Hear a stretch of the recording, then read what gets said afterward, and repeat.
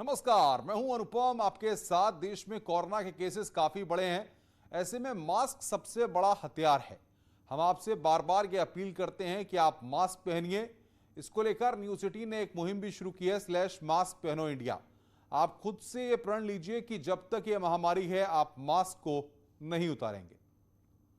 और बड़ी खबर इस वक्त आ रही है हमारे पास बाढ़ पर। आपको बता दें कि पूर्वांचल के कई जिलों में गंगा खतरे के निशान से ऊपर बह रही है, लेकिन वाराणसी के शहरी क्षेत्र में गंगा का पानी प्रवेश कर गया है और कहर बरपा रहा है। पहली बार गंगा का पानी बीएचयू ट्रॉमा सेंटर तक पहुंच गया है।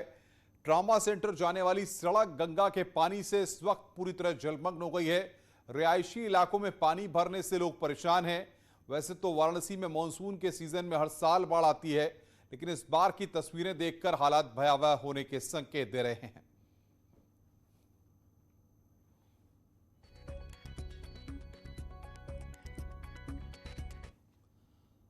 और आइए अब हम आपको 3 तस्वीरें दिखा रहे हैं। पहली तस्वीर आज की है, ट्रॉमा सेंटर जाने वाली सड़क गंगा के पानी से पूरी तरह जलमग्न हो गई है। दूसरी तस्वीर में आप देख सकते हैं कि कैसे वाराणसी शहर के तटीय इलाके गंगा नदी की बाढ़ के पानी में डूब गए हैं। तो ये 3 तस्वीरें जिसका मैं जिक्र कर रहा था, 9, 10 और 11 अगस्त की, लोगों को मजबूरन अपना सामान लेकर सुरक्षित स्थानों पर जाना पड़ रहा है। और तीसरी तस्वीर मणिकर्णिका घाट की है, जहां पर घाट को जलमग्न करते हुए गंगा का पानी गलियों में प्रवेश कर चुका है। छतों पर अंतिम संस्कार करना पड़ रहा है।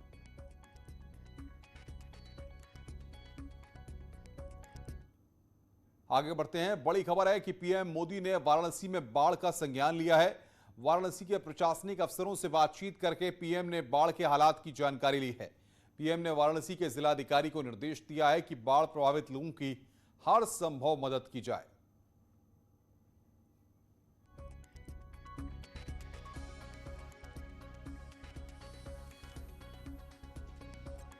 डीएम से विस्तार से बातचीत करके प्रधानमंत्री ने हाल जाना है। इस वक्त की ये बड़ी खबर, काशी की बाढ़ का पीएम मोदी ने संज्ञान लिया है। लोगों की हर संभव मदद के निर्देश दिए गए हैं। सैकड़ों घरों में बाढ़ का पानी वहां पर घुस गया है। और बातचीत करने के लिए रवि पांडे हमारे संवाददाता हमारे साथ जुड़ रहे हैं। रवि, फिलहाल क्या स्थिति है और अब प्रशासन किस स्ट्रेटेजी पे काम कर रहा है इन हालातों से निपटने के लिए?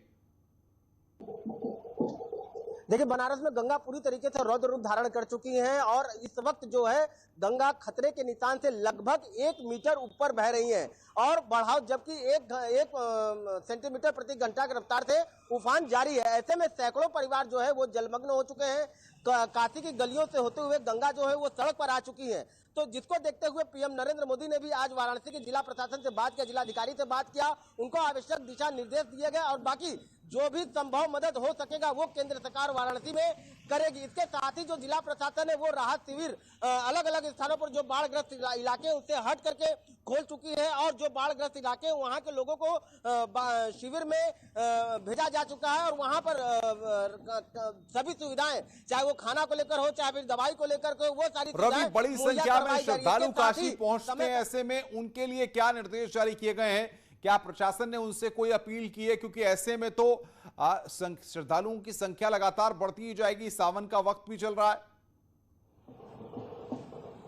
जी बिल्कुल, देखिए सावन का वक्त चल रहा है और श्रद्धालुओं का जो तांता है वो लगातार काशी विश्वनाथ मंदिर में दर्शन करने को लिए लगा। लेकिन जिला प्रशासन ने बाढ़ को देखते हुए सख्त चेतावनी दी है और ये अपील भी की है कि गंगा में स्नान कोई भी व्यक्ति न करे। यानी कि गंगा में स्नान करने के लिए जिला प्रशासन ने मना कर दिया, एहतियातन ये कदम उठाया गया ताकि कोई दुर्घटना न हो पाए।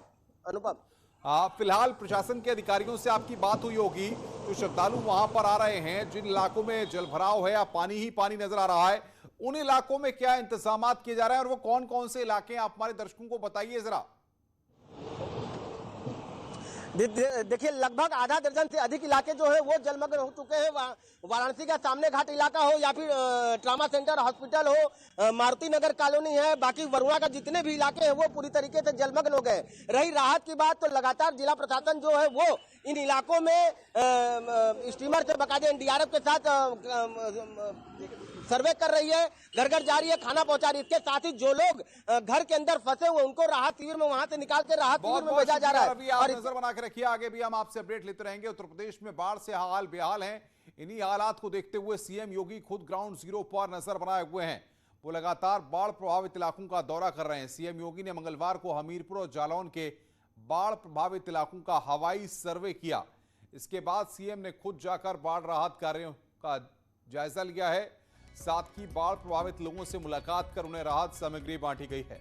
दरअसल यमुना और कालपी नदियों के उफान पर आने से बुंदेलखंड के जिलों में जनजीवन अस्त व्यस्त हो गया है।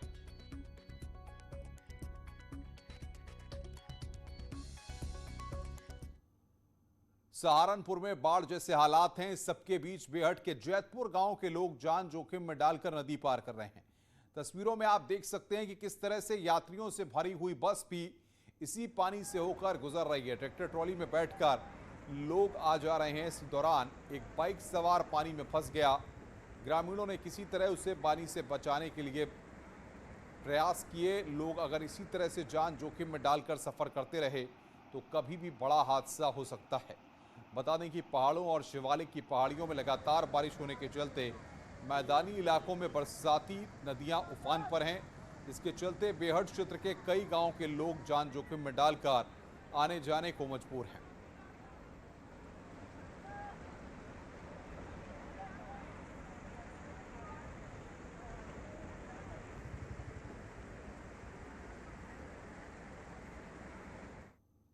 देश भर के विधायकों सांसदों के खिलाफ चल रहे क्रिमिनल ट्रायल के मामले में सुप्रीम कोर्ट में अहम निर्देश दिए गए हैं। कोर्ट ने कहा है कि जब तक इस मामले में राज्यों की निचली अदालतों में सुनवाई लंबित है तो राज्य सरकारें केस वापस न लें। संबंधित राज्य के हाईकोर्ट की इजाजत के बगैर केस वापस नहीं होंगे। सुप्रीम कोर्ट सांसदों विधायकों के खिलाफ आपराधिक ट्रायल के जल्द निपटारे की निगरानी के लिए स्पेशल बेंच का गठन करेगा। सुप्रीम कोर्ट ने कहा है कि 2 हफ्तों के अंदर केंद्र सरकार बताए किस सांसद विधायक के खिलाफ कितने केस पेंडिंग हैं। जिन केसों की वीडियो कॉन्फ्रेंसिंग से चल रही है उनका स्टेटस फिलहाल क्या है।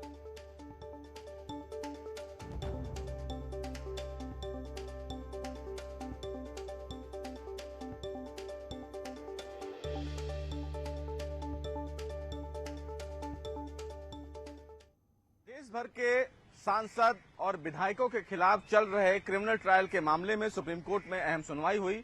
मामले की सुनवाई के दौरान सुप्रीम कोर्ट ने केंद्र सरकार पर नाराजगी जाहिर करते हुए ये कहा कि पहले केंद्र सरकार ऐसे मामले में गंभीर थी, लेकिन उसके बाद केंद्र सरकार का रवैया कहीं न कहीं लापरवाही वाला रहा। सुप्रीम कोर्ट ने मामले की सुनवाई के दौरान ये भी कहा कि इस पूरे मामले में जिन जिन राज्यों में सुनवाई चल रही है उन राज्यों में स्पेशल जज मामले की सुनवाई करते रहेंगे। वहीं सुप्रीम कोर्ट ने देश भर के तमाम हाई कोर्ट के रजिस्ट्रार जनरल को यह आदेश दिया है कि वो अपने चीफ जस्टिस को इस पूरे मामले की जानकारी देंगे और ये बताएंगे कि उनके केस में कितने ऐसे एमपी एमएलएज हैं जिनका अभी ट्रायल चल रहा है। वहीं कोर्ट ने इस पर भी नाराजगी जाहिर की और ये कहा कि जब तक इस पूरे मामले में सुनवाई निचली अदालतों में चल रही है तब तक राज्यों के द्वारा केस वापस ना लिया जाए। बहरहाल इस पूरे मामले में सुनवाई के दौरान सुप्रीम कोर्ट ने केंद्र सरकार को 2 हफ्ते के भीतर ये जानकारी देने के लिए कहा है कि किन नेताओं के खिलाफ कितने केस अभी पेंडिंग हैं।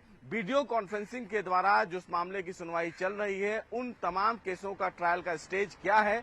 अब इस पूरे मामले में सुप्रीम कोर्ट ने यह भी कहा है कि ऐसे मामलों की सुनवाई के लिए सुप्रीम कोर्ट एक स्पेशल बेंच का गठन करेगा जो देश भर में चल रहे तमाम मुकदमों की मॉनिटरिंग करेंगे। कैमरामैन रमेश सत्ताकन के साथ Sushil Pandey, news 18 Delhi. Supreme court के फैसले का विपक्षी दल समाजवादी पार्टी और कांग्रेस ने स्वागत किया और कहा कि उत्तर प्रदेश में हजारों बीजेपी कार्यकर्ताओं के ऊपर दर्ज केस वापस लिए गए। अपराधी नेताओं को वापस ले लिया, खुद न्यायालय हो गए।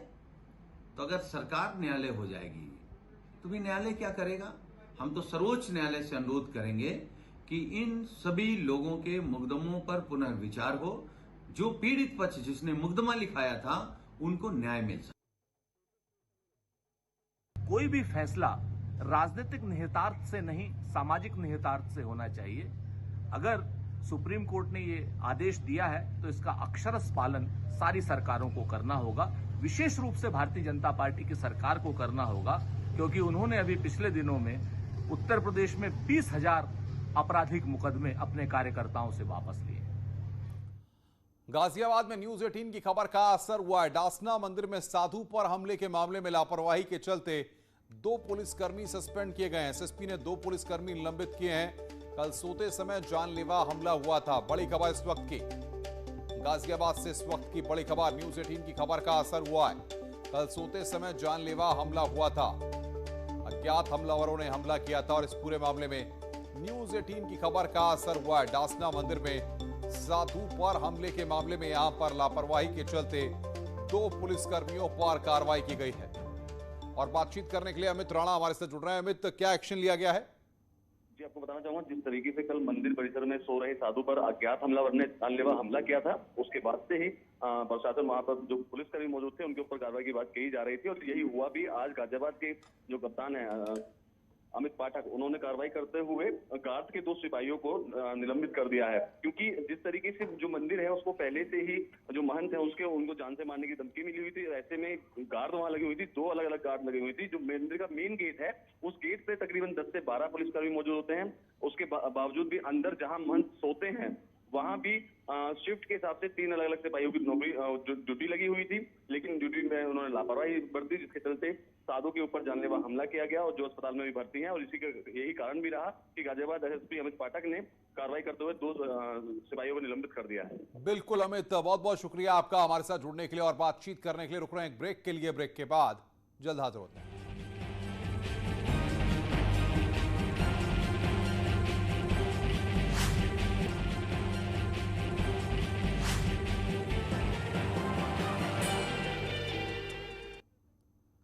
दो 2022 के लिए प्लान बीजेपी नमो ऐप का इस्तेमाल करेगी। बीजेपी ऐप के जरिए जनता से फीडबैक लिया जाएगा। मंत्रियों विधायकों के काम का फीडबैक लेगी भारतीय जनता पार्टी। ये बड़ी खबर इस वक्त आ रही है हमारे पास।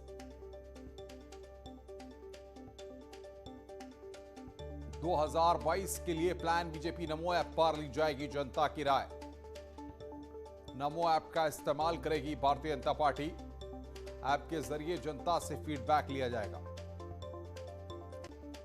आगे बढ़ते हैं। बांदा से खबर है, रफ्तार का कहर देखने को मिला है। कार ने बाइक को टक्कर मारी है। हादसे में 3 लोगों की मौत हुई है, 5 लोगों की हालत गंभीर बनी हुई है। कोतवाली के भरखरी का यह पूरा मामला है। बांदा में रफ्तार का कहर देखने को मिला है, 5 लोगों की हालत गंभीर है।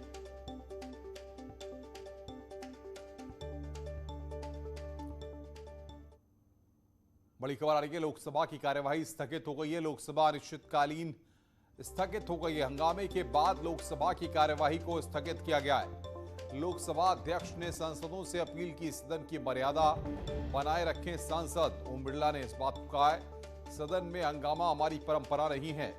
अपनी सीट पर असहमति जताएं। पेगासस कृषि कानूनों पर हंगामा देखने को मिला। सिर्फ 22% कामकाज हुआ। 96 घंटे में 74 घंटे कामकाज नहीं हो सका। कुल 20 विधेयक पारित किए गए हैं। मेरी सभी माननीय सांसद सदस्यों से अपेक्षा रहती है कि हम सदन की उच्च मर्यादाओं को बना रखें। हमारी संसदीय मर्यादा बहुत उच्च कोटि की रही है। इस संसद के अंदर वाद विवाद भी हुए हैं, सहमति असहमति भी हुई है,